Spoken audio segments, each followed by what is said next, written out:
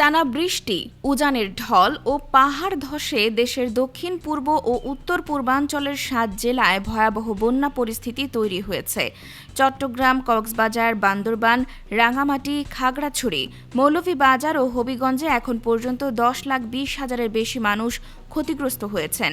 সরকারি হিসেবে প্রাণ হারিয়েছেন ৫১ জন, আহত হয়েছেন ৩৯ জন। সবচেয়ে বেশি ক্ষতিগ্রস্ত চট্টগ্রাম ও কক্সবাজার। বহু এলাকা এখনও পানির নিচে, যোগাযোগ বিচ্ছিন্ন, আর হাজারো পরিবার খাদ্য, বিশুদ্ধ পানি ও নিরাপদ আশ্রয়ের সংকটে দিন কাটাচ্ছে।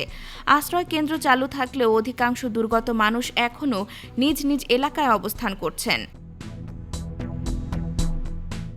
বন্যার বড় ধাক্কা লেগেছে কৃষি, প্রাণী সম্পদ ও মৎস্য খাতে। ১২ জেলায় ২৮,০০০ হেক্টরের বেশি ফসল ক্ষতিগ্রস্ত হয়েছে। ডুবে গেছে আউশ ধান, আমনের বীজতলা, সবজি ও বিভিন্ন ফলের বাগান। চট্টগ্রামে প্রাণী সম্পদে প্রাথমিক ক্ষতির পরিমাণ ২৭ কোটি টাকার বেশি, আর মৎস্য খাতে ক্ষতি প্রায় ১০৯ কোটি টাকা। এদিকে আবহাওয়া অধিদপ্তর আরও ভারী বৃষ্টির পূর্বাভাস দিয়েছে।